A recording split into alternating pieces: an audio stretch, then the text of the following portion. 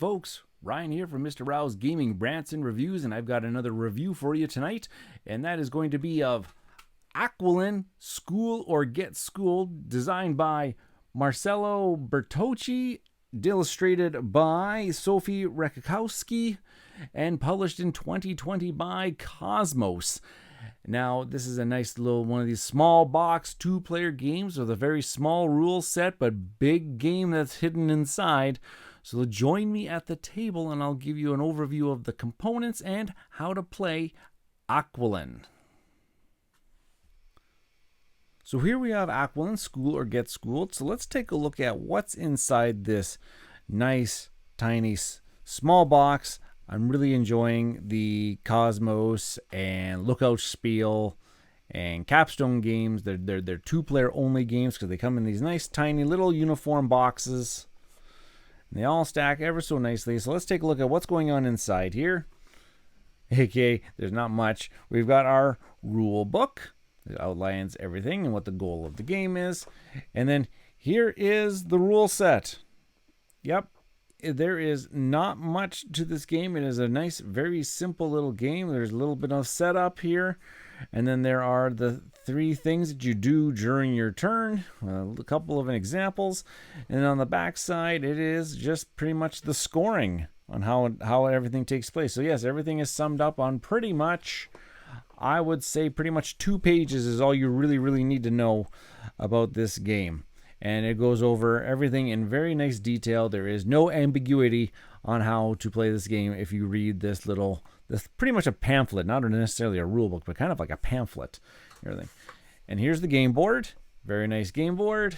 It's nice and thick. Okay. The game, 36 squares. Lovely little art on the background. But this is where everything's going to be taking place. And yeah, it's just pretty much just a grid just to house all of the very nice, beautifully crafted acrylic tiles. Nice, thick, chunky, very thick and chunky acrylic tiles with all of the different colors and all of the different sea creatures across them. And this is essentially what you're all going to be. Those are literally the components of this game. So let me just kind of get things a little kind of cleaned up and set up, and I'll show you exactly how to play. Okay, so a game of Aqualin is going to start off essentially just like this. You're going to have all the tiles here, all nicely shuffled. And what you'll do is you and your partner that you're going to be playing with, you have to decide whether or not your partner is going to be trying to create groups of same colors, or if they're going to be trying to group the same types of creatures together, because that is essentially the kind of the push and pull mechanism, is that one player is going to try to put down these tiles so that they're creating continuous groups of the same colors, whereas the other one's trying to create groups of the same animals up at the same time. So once you've decided that, and then randomly decide who is going to go first, you're going to flip over 6 of these tiles at random. Let's just kind of do a random here. 4, 5, and 6. Okay, and then essentially this is how the game is going to work. Is on your turn, you can either move a tile that's currently on the board. Now, the very first player that goes in this game doesn't have anything, so they're going to do the second step, which is to choose a new tile to add to the board. So let's just say, put that one on there. And then the last part of the round is that you just randomly choose a new tile to add it to, so that there's always 6 available. So now it comes to the second player's turn. Now so at the start, they have the option to move this particular tile that's already on the board. Now they can move it either vertically, as many spaces as they want, or they can move it horizontally, as many spaces as they want.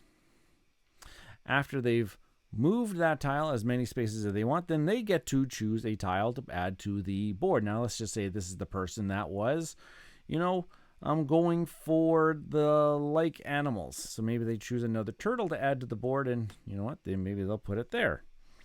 Now the next person is going to come along and they say, "Whoa, boy, I'm the color person. I really don't want them to have like groups, so I'm going to move one of these people away."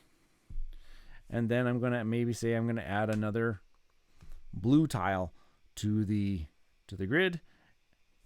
And of course, I forgot. Always, my wife and I always forget to add new tiles to the board, to the collection before we make our decisions. Don't do that. Always refill so that you have your full possibilities.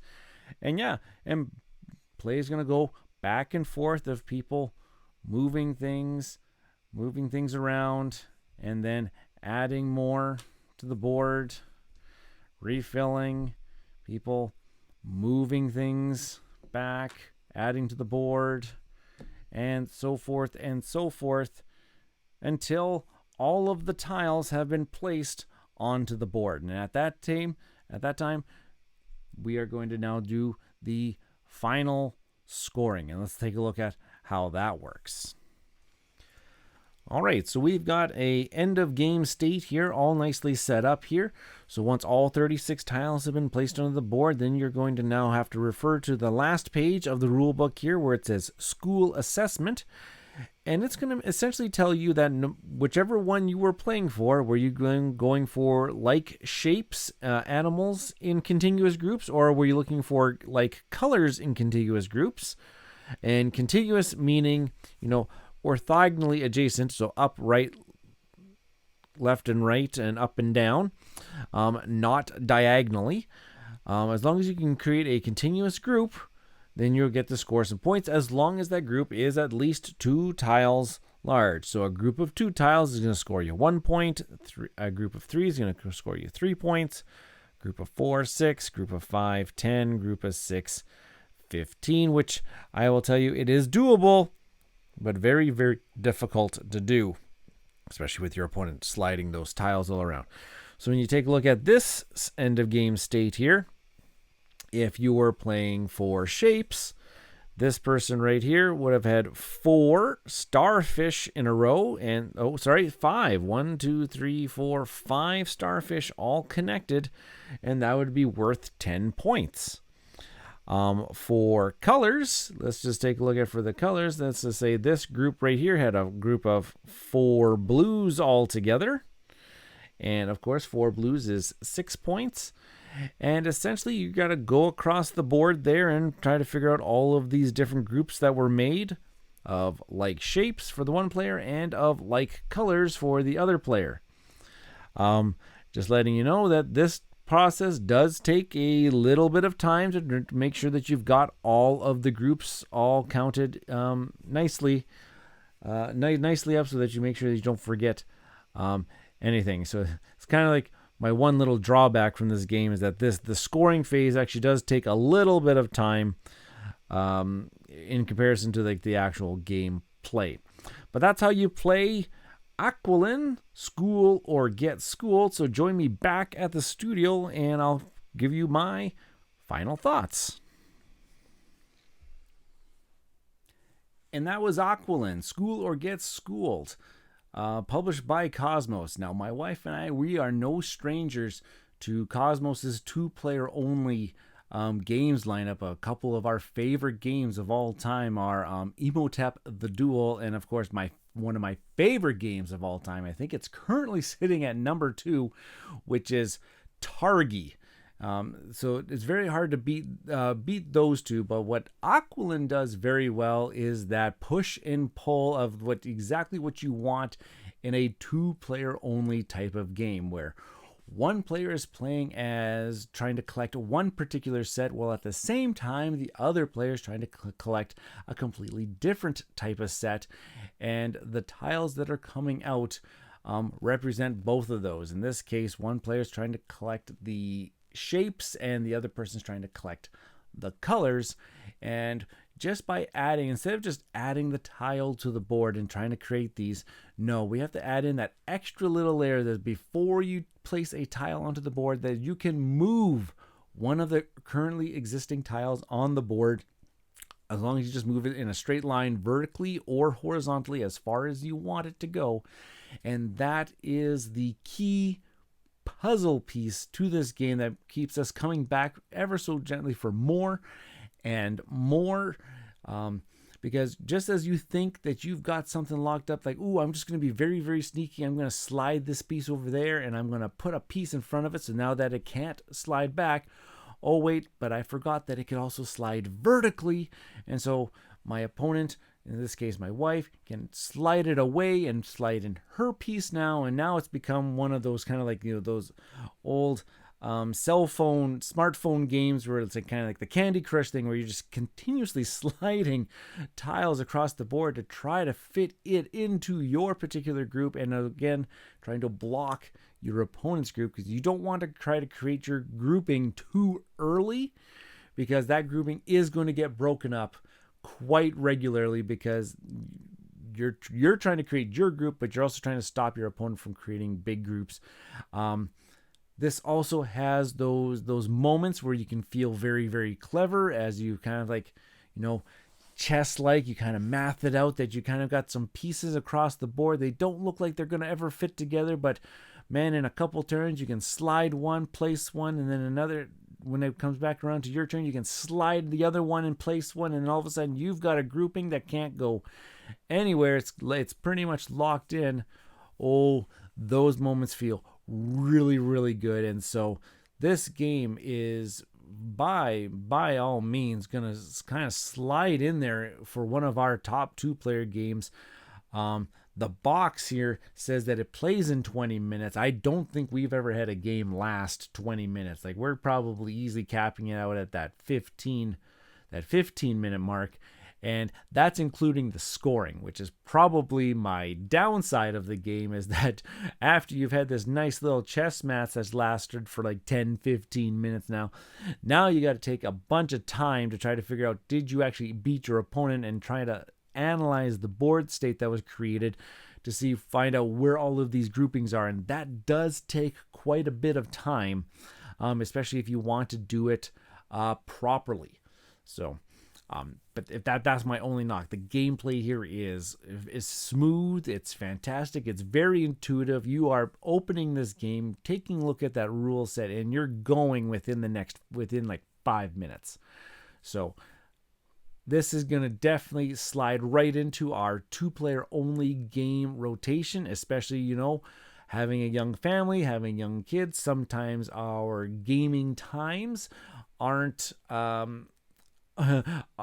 always there and aren't always abundant, but if we can get a couple games of this in before, say, heading off to bed, or let me say before you go and watch a TV show for the evening, this game has got that covered. It's very easy to set up. You kind of just dump the tiles down onto the table, mix them up, determine who's going to play as what, and you're off to the races. So I got nothing but great things to say. If you're a fan of 2-player only games that push and pull, and they're trying to outsmart your opponent by sliding things around and trying to create the groupings and break them up, and it's a very passive aggressive type of game. It's like, nope, that tile's not going there, and you're gonna no, well, it is going to go there, and you kind of slide some tiles. It is fantastic. It is a 2 thumbs up for me. This is got to easily go into that stack and come out in regular rotation, just because of how simple this game is to play. There are just those days where you're just like, my brain, it's mush. I just need something that I just want to just slide right into. I don't have to think about what are the rules to this game. No, there's 3 things that you have to do on your turn, and then you just kind of pass it back and forth. So Aqualin, Schooler Gets Schooled, another 2-player only game by Kosmos. And yeah, we are really enjoying this. I highly recommend checking this one out. Okay, folks, if you're really enjoying this content that I'm creating, and the reviews and the rants and the playthroughs, please consider liking, commenting, and subscribing to this particular channel, and give me a comment on this particular video. Have you checked out Aqualin, Schooler Gets Schooled? Where's this going to put into your rotation if you have a 2-player only games collection? All right, folks, I've been Ryan, and review over.